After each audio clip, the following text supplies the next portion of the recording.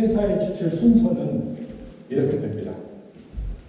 네, 먼저 고용인의 몫을 우리 월급을 줘야죠. 그리고 은행 돈으로 갚아야 됩니다. 이웃의 몫은 내가 회사의 입장에서 이웃을 돕는 경우가 있고 개인의 입장에서 돕는 경우가 있어서 사실은 이 지불 순서는 이게 세 번째가 될 수도 있고 제일 뒤가 될 수도 있습니다. 근데 일단 이 부분은 이웃의 몫을 나누는 부분은 개인적이라고 보면 제일 뒤로 가게 되고, 그러니까 고용인의 몫을 주고 채권자의 몫을 내면 그 돈을 가지고 나라에 세금을 냅니다. 그리고 이제 세금을 내고 내 돈을 또 고용인의 몫이기도 하지만 제 돈을 가져오게 되죠. 그러면 그 돈에서 11조나 헌금을 내게 됩니다. 나머지는 이제 제게 되죠. 그 중에 내가 개인적으로 이웃을 도울 수도 있게 됩니다. 그게 이제 일반적인 우리의 지불의 순서입니다. 근데 지금 두 팀에서는 1번 하나님의 몫을 우선으로 한다고 말씀을 하셨어요. 그러면 그런 내 지불의 순서와 하나님의 몫을 떼는 훈련은 어떻게 해야 하나? 기업의 경영인의 관점에서 보면 그런 퀘스천에 좀 들게 되죠. 개인적이라면 조금 더 쉬울 수 있는데 기업 경영인 입장이라면 그런 부분에 퀘스천이 있기는 합니다. 그러나 다시 한번 말씀드리지만 제가 어떤 정답을 갖고 말씀드리려는 게 아니라 여러분들이 이런 어떤 돈의 사용의 우선순위를 같이 토론하고 남의 이야기를 들어보는 것, 그게 되게 좋고요. 1조가 각자의 생각을 가지고 합산하는 것도 좋지만 토크 테이블은 토크하는 게 중요합니다. 왜냐하면 상대방의 소리를 들어보시고 이런 재물을 갖고 이야기하는 자리가 많지 않습니다. 특히 우리가 이걸 꺼리게 되죠. 동영 모임에서도 돈 얘기 나오면 서로 얘기 안 하게 되고, 제가 이제 그런 부분이 약간 안타까운 부분이긴 한데 현실을 인정하지만, 그래서 그 부분을 한번 말씀드리고 자 다음으로 넘어가겠습니다. 우리가 잘 아는 내용입니다. 두 랩돈의 과거.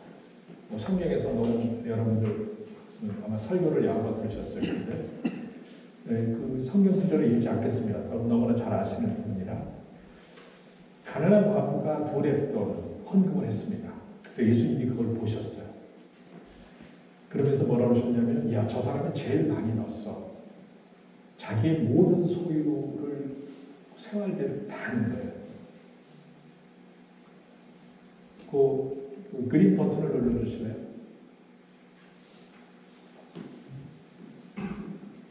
네, 한 번 더 클릭해 주세요. 이 구절은 대부분의 설교가 뭐라고 얘기를 하냐면 적은 물질이지만 가장 크게 헌신한 것에 대한 예수님의 칭찬이라고 설교가 대부분입니다. 이 당시 두 랩돈이면 지금의 돈으로 1불 정도. 근데 1불 정도가 모든 생활비였다면 극빈자에 해당합니다. 근데 이것에 대한 해석을 다시 한번 그림 버튼 눌러주세요. 해석을 우리가 이 구절의 전 구절을 보면 퀘스천 마크를 넣게 하죠. 퀘스천을 하게 됩니다. 왜냐하면 바로 그 전 구절이에요. 우리가 12장, 마가복음 12장 40에서 44절을 했는데 그 바로 38절에서 40절 거기에 무슨 이야기가 있냐면 예수님께서 종교 지도자였던 서기관들을 나무라는 구절이 나옵니다. 그러면서 뭐라고 하냐면 서기관들을 상가라 과부의 가산을 삼키며 외식하며 이런 그 내용을 보면 또 다른 해석이 가능합니다. 자, 제가 한번 두 얘기를 억양을 넣어서 한번 해볼게요. 자기의 모든 생활비를 전부 넣었느니라. 이건 뭔가 좀 칭찬하는 듯한 느낌이 있잖아요. 그런데 자기 모든 소유, 생활비 전부를 넣었느니라. 이건 좀 탄식한 것 같지 않으셔요? 똑같은 성경 구절이지만 우리가 이렇게도 해석이 가능하고 저렇게도 해석이 가능하다는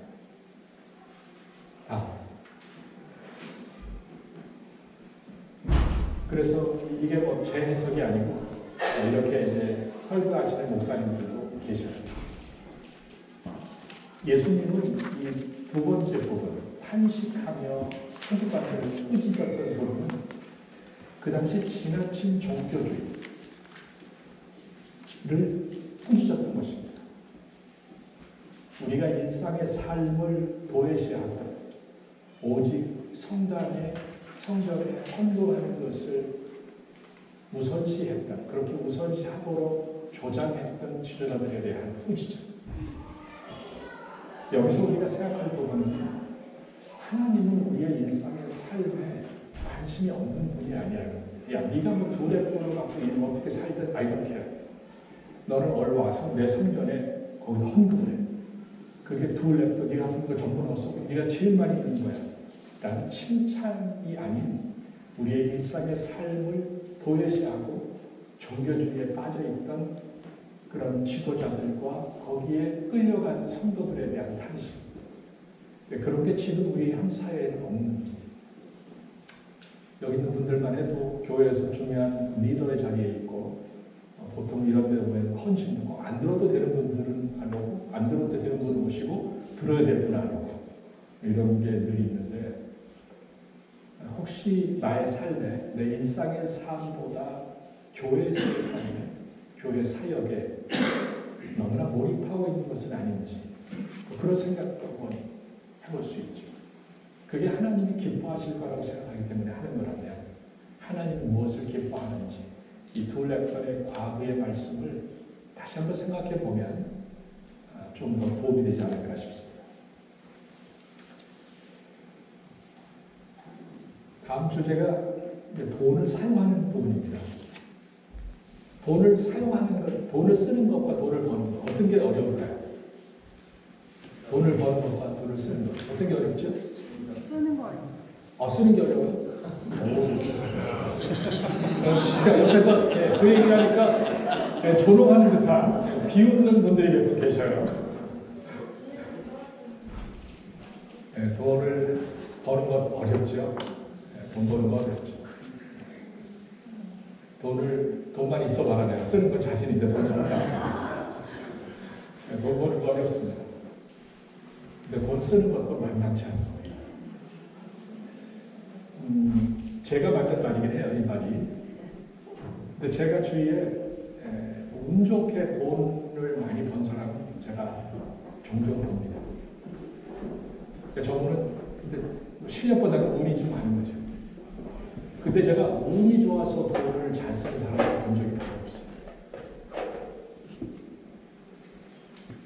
돈을 쓰는 것은 운으로 안 됩니다. 그건 노력이 있어야 하고 어떤 면에서 실력이 있어야 합니다.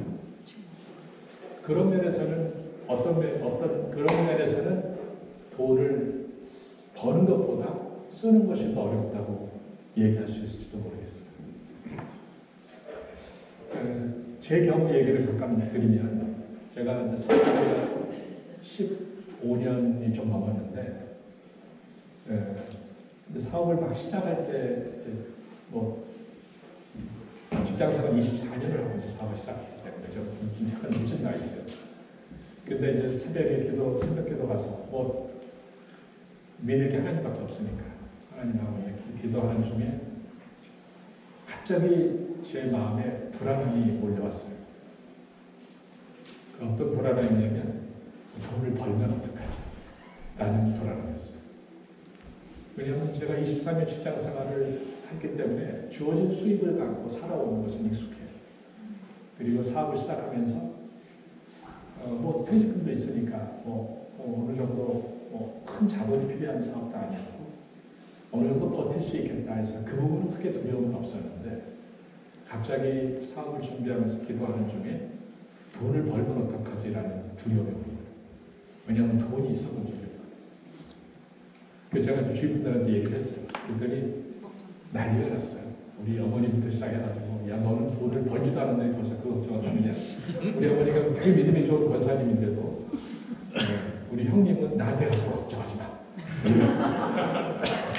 근데 저는 되게 절박했어요. 제 마음이. 그래서 저희 직장이 그때 사랑의 교회 바로 앞에 있었는데 제가 지금도 기억이 돼요. 비가 잘잘 오는 아마 6월인가 그때 막 비를 맞아가며 사랑의 교회에서 했던 재정 세미나 이틀 동안 했던 재정 세미나를 갔었어요. 근데 지금도 뭘 들었는지 하나도 기억이 없어요. 저는 오직 거기에 갔었다는 것밖에 기억을 못해요.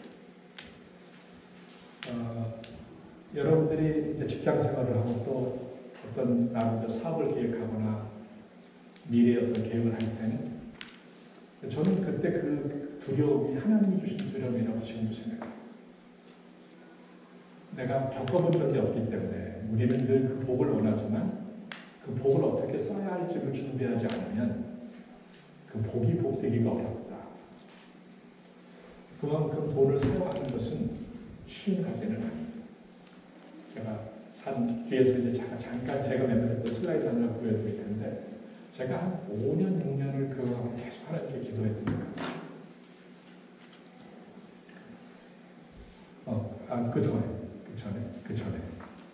그 전에, 예, 전 슬라이드로. 예, 이거 다 함께 읽어보겠습니다. 이게 돈을 사용해야 되는 것은 여러분들이 돈이 많이 생겼을 때 이 성경 구절을 늘 암송하시면 많이 도움이 될 거예요. 같이 읽어보겠습니다. 시작. 내가 이 세대에서 구하지 않으려 마음을 높이지 말고 가만히 있는 자들의 소망을 알지 말고 오직 우리에게 모든 것을 후히 주사 우리에게 하신 하나님께 선을 행하고 선한 사업을 많이 하고 나머지를 좋아하며 너무나 되게 하라. 이것이 장래에 자기를 위하여 좋은 터를 쌓아 참된 생명을 취하는 것입니다. 네. 다시 한번 정리해보면 다음 부분 넘겨주세요. 일단 첫째 이세는 부한 자들에게 명령한 거예요. 그러니까 여러분들 나는 부하지 않는데 부할 거예요. 부할 수 있어요. 미리 준비하는 거죠. 이 말씀을 묵상하면 여러분들 부자가 될 수 있습니다. 부자가 된다는 거 제가 개런티한 건 아니에요. 이게 첫째는 하지 말라는 게 있어요. 마음을 높이지 말고 정함이 없는 재물에 소망을 두지 말고. 여러분 돈 많은 사람들을 보시면요 교만한 사람들이 많습니다. 마음이 높아지게 되어 있어요. 마음을 높이지 말라는 거예요. 두 번째, 정함이 없는 재물. 정함이 없는 재물을 영어로 찾아보니까 uncertain money예요. uncertain rich. uncertain richness. 여러분, 언제 어떻게 될지 모르는 돈에 소망을 두지 말라는 거예요. 그 재물은 하나님께서 우리에게 주신 어떤 일을 위해서 쓰는 도구지. 그거로 인해서 내가 마음이 높아지거나 재물이 나의 소망이 돼서는 안 됩니다. 그런데 바로 이어서 하나님께 있어요. 소망을 누구에게 두냐면 하나님께 두라는 거예요. 여러분들 내가 돈을 많이 갖게 되어도 그 소망이 하나님께 있지 않으면 그 복은 우리가 맨 앞에서 얘기했던 재물의 양면성, 재물의 복됨과 재물의 위험성의 본질은 하나님께 하나님께 두면 재물이 복이 되지만 재물의 소망을 두면 그 재물은 엄청 위험합니다. 선을 행하고 선한 사업을 많이 하고 나눠주기를 좋아하면 너그러운 자가 되라. 우리는 이 부분에 있어서는 많이 들었죠. 그런데 이 부분에 있어서 우리 해석을 조금 더 넓게 할 필요가 있어요. 제가 보기에는 우리는 선을 행하면 기부한다고 생각하잖아요. 도네이션을. 여러분들이 사업을 하는 일은 선을 행하는 일이 아닌가요? 저는 내가 고객을 섬기고 내 벤더나 서플라이를 섬기고 내 직원을 섬기고 섬긴다는 표현보다는 같이 일하고 같이 살아가는 것이 거기에 선함이 없나요? 제가 아까 말씀드렸던 제가 4, 5년을 계속 하나님께 기도했던 기도 제목이 하나님 돈 벌면 어떻게 써야 되죠? 저는 운전하면서도 기도했고 종종 기도하는데 하루는 운전 중에 하나님이 제 마음에 이런 마음을 주셨어요. 야, 네가 하는 사업 잘 키워. 저는 그때 알았습니다. 이 사업이 하나님이 원하시는 사업이구나. 내가 하나님과 관련 없이 하나님 좀 도와주세요. 하나님 저 시작합니다. 라고 했던 게 아니라 하나님의 이름을 그때 알게 됐어요. 내 이름 플래스틱 디스트리뷰션인데 세상에서 보면 아무것도 안 해. 그리고 제가 가난한 사람을 보는 것도 아니고 직원들 채용해서 고객들한테 물건 공급하고 vendor들한테 물건 받고 하는 일들이에요. 그런데 가만히 생각해 보면 우리 vendor들도 인플루이들이 있고 우리 고객들도 인플루이들이 있어요. 그로 인해서 많은 분들이 삶을 영위하고 그 가운데 살아가는 거예요. 내가 옳은 마음으로 하면 이것이 선한 사업이구나. 그런 걸 제가 좀 그때 알게 됐습니다. 선한 사업의 규모를 조금 더 넓혀볼 필요가 있겠다. 우리가 하고 있는 일 자체가 내가 무엇을 추가로 해야만 이 자체는 아까 일상생활이랑 비슷하죠. 두 랩tor의 과거랑 일맥상통합니다. 그 부분이. 내가 살아가는 것, 그것이 선한 삶이 될 수 있겠다.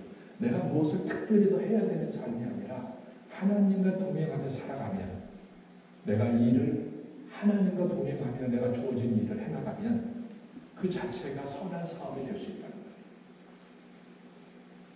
물론 불의를 돕고 어려운 분들 돕고 교회 헌금하는 중요하죠. 그러나 그 이전에 내 본분은 나에게 주어진 일을 잘 감당하는 것. 그것이 선한 일이며 선한 사업이라는 거죠. 그것이 좋은 터를 쌓아 참된 생명을 취하는 것이라는 거예요. 부한자들에게 명령했어요. 여기서 부하려고 하는 자, 부할 자들이 여기 있다면 그게 소망이 있다는 거예요. 왜냐하면 자기를 위하여 좋은 터를 쌓고 참된 생명을 취하는 것이기 때문에 그렇습니다. 제 다음 슬라이드 한번 부끄러운데 여러분들 쓸 거긴 없어요. 제가 제 것만 있어요. 제가 100만 불 사용해 있어요. 이게 여러 번 탈고를 해서 처음에 제가 새벽기도 드리고 나서 이제 그때부터 만들기 시작해서 몇 번을 수정해서 했는데 제일 큰 포션이 이게 프로포셔널리 그래프가 되어 있지는 않지만 제일 큰 $500,000, 1밀리언인데 $500,000이 리인베스트먼트. 내 사업에 재투자를 한다. 거기에 가장 포션을 두고 그렇게 했던 적이 있습니다. 다 넘어가겠습니다. 자, 이제 아까도 말씀드렸지만 돈 쓰는 거 하면 우리가 매번 생각하는 게 저는 이제 정답형 크리스찬을 별로 좋아하진 않는데 왜냐면 얘기하면 다 청직이라는 거예요. 청직인으로 살게 해주십시오. 제가 퀘스천을 갖게 됐어요. 청지기가 뭐지? 과연 청지기가 뭔가? 우리는 청지기 하는데 청지기는 우리는 청지기로 태어났습니다. 하나님께서 우리를 청지기로 창조하셨어요. 창세기 1장 26절에 보면 우리를 만드시면서 하나님의 형상으로 따라 우리를 만드시고 모든 것을 다스리게 하셨어요. 그게 청지기에 우리는 청지기로 태어났습니다. 근데 조금 더 청지기를 성경을 살펴보면 여기 16번 정도 되어 있는데 이렇게 요약이 돼요. 주인 집의 재산을 관리하고 모든 일을 맡아보는 자. 제가 이런 생각이 들었어요. 성경에 나온 청지기는 부자일까 가난할까? 자, 부자. 네, 가난. 두 분. 가난하다. 이거 뭐예요? 부자도 아니고 가난하도 아니고. 또 다시 생각 중이신가요? 다시 한번. 자, 생각을 빨리 이제 11시니까 잠이 깨실 때도 됐는데. 자, 부자. 네. 가난한 사람. 나머지는 중간. 별로 생각해본 적이 별로 없으시죠? 저는 청지기는 분명히 부자라고 저는 믿어요. 왜냐하면 첫째, 청지기를 둘 만한 집은, 가난한 집은 청지기를 둘 수가 없어요. 일단.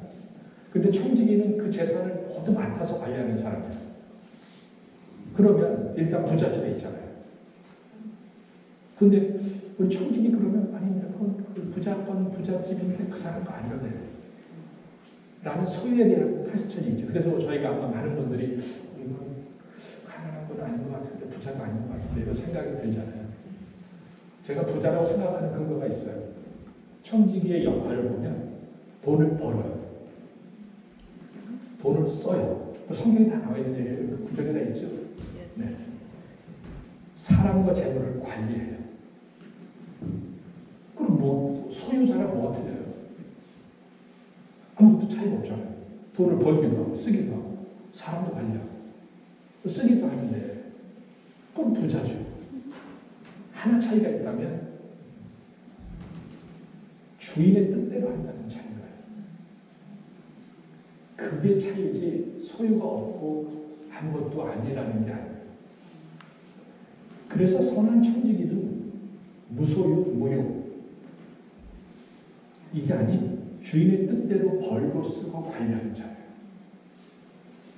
선한 청지기가 뭐냐?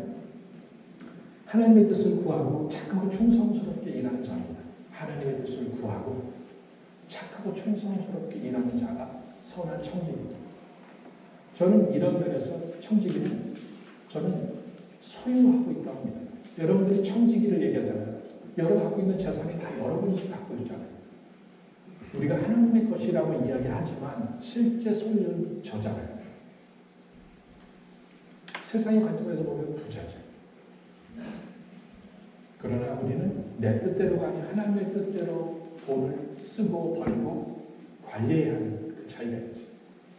하나님의 뜻을 찾는 것, 저는 그게 우리가 해야 되는 일이다.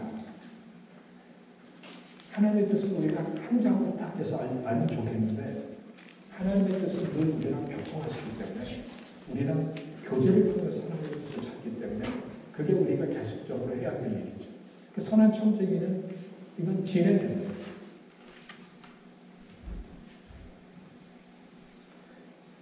조금 더 우리가 청지기 할 때 조금 더 청지기에 대한 이야기를 많이 하는데 조금 더 깊이 있게 좀 들어갔으면 좋겠다고 제가 말씀드렸습니다. 그 다음에 이제 청지기와 여기 부자가 있죠. 소유자, 소유자. 네. 우리가 하나 더 불러주세요. 우리는 일반적으로 청지기와 소유자를 구분하죠. 저도 앞에서도 그런 말씀을 드렸는데 비교를 하나 더 해야 될 부분이 있어요. 거기가 제일 오른쪽에 있는 악하고 게으른 종이에요. 우리는 일반적으로 청지기 그러면 소유자랑은 비교를 자꾸 하려는 경향이 있는데 제 관점에서는 훨씬 더 비교를 많이 해야 될 사람이 누구면 악하고 게으른 종이에요. 그거 보시면 부자는 부자죠. 이 일의 의미가 그의 축적이고 자기 실현이에요. 근데 청지기는 콜링이고 명령을 수행하는 거예요. 근데 악하고 게으른 종은 생계수단입니다. 먹고 사는 문제는 저는 되게 중요하고 생각하고요. 여러분 가족을 영위하고 하는 거 그거 우리에게 주어진 첫 번째 사명입니다. 그래서 먹고 살려고 하는 일인데요. 그거 얼마나 소중한 일인데요. 저는 그 부분을 무시하는 게 아니라 거기에만 머무른다는 거예요. 먹고 사는 일 중요하죠. 왜? 우리 하나님께서 주신 내 자신과 내 가족을 케어하는 일 그런 관점에서 일을 보는 것은 좋은데 생계수단으로만 일을 본다는 거예요. 그게 악하고 게으른 종의 전형적인 모습입니다. 내가 어느 그룹에 속했는지 여러분 잘 보셔야 돼요. 부의 축적은 부자나 소유자들은 궁극적인 목적이에요. 무엇보다 중요해요. 그런데 청지기는 하나님의 일을 하기 위한 수단이에요. 그래서 중요한 거예요. 근데 악하고 게으른 종은 별 관심이 없어요. 중요도가 낮아요. 우리 크리스찬에 이런 분들이 있죠. 하나님께서 알아서 해주시면 돼요. 저는 별로 물질에 관심이 없습니다. 이런 분들 위험한 분들이에요. 부의 무기민, 욕망 충격의 사명, 돈을 벌면 여기서 이제 소유자와 청지기의 차이가 나와요. 돈을 벌 때. 이 소유자는 돈을 벌면서부터 문제가 시작됩니다. 그 돈을 벌 때 스트레스도 있지만 돈을 어떻게든 써야 한다는 강박관념이 있어요. 저도 주위에 돈 있는 분들이 좀 있거든요. 근데 그런 분들 중에는 돈을 어떻게 하면 쓸까를 고민하는 분들이 있어요. 그분도 고민해요. 근데 무슨 고민을 하냐면 나의 만족을 위해서 고민하는 거예요. 시계 하나가 몇 억씩 하는 거 있잖아요. 요즘 시계 누가 보나? 저는 깜짝 놀랐어요. 시계 하나가 몇 억씩 하는데 그거를 차면은 그 시계가 제 시계도 비싼 시계거든요. 아들이 사줘가지고 2,000불짜리가 그런데 시간이 안 맞아요. 내가 막, 야, 너는 어떻게 이딴 거 사줘가지고 시간이 안 맞냐고. 폼으로 달고 다니게, 폼으로. 애플 시계가 훨씬 더 잘 맞을 텐데. 이 욕망 충족의 삶을 살게 돼요. 그러나 청지기는 풍요로운 삶을 살게 됩니다. 반면에 악하고 게으른 종은 가난한 삶을 살게 돼요. 더 어려운 부분은 부의 결산은 재산을 상속하는 게 부자라면 우리 청지기들은 성장만 나누게 돼요. 가난한 사람은 안타깝게도 가난을 상속하는 그런 일도 생깁니다. 그래서 나머지 다 여러분들 보고 있으니까 이 정도 하겠습니다. 하나 여기서 포인트는 우리의 비교가 소유주만의 비교가 아니라 부자와의 비교만이 아니라 악하고 게으른 종과의 비교도 해야 할 필요가 있다. 우리의 삶이 어디에 속한지 늘 진단할 필요가 있습니다. 자, 테이블 토크 2. 머리가 좀 아프셔서 테이블 토크 2로 들어가겠습니다. 우리 김민혁 소장님은 어디 조로 들어가시는 게 좋겠는데. 네, 그쪽으로 가시죠. 아까 11조 얘기 잠깐 나왔는데 어떤 분이 여기서 이런 얘기 한번 했어요. 어떤 분이 이미 문제가 유출이 돼가지고 막 이 얘기를 했더라고요. 11조를 내는데 세후 소득 기준으로 세금을 낸 기준으로 11조를 내는 게 맞냐? 아니면 세전으로 11조를 내는 게 맞냐? 세전 소득 기준. 지금 우리가 뭐 소득세가 소득 일반적으로 다르겠지만 보통 20, 30% 되잖아요. 자, 그러면 내가 11조를 뭘 기준으로 내야 되나? 근데 혹시 속으로 아니 11조도 안 내면 이런 어려운 일을 내가 그러니까 만약에 이제 못하시는 분이 있다면 뭐 낸다는 그냥 생각을 가지고 언젠가 낼 거라는 생각을 가지고 얘기하시고 이것 역시 정답은 없습니다.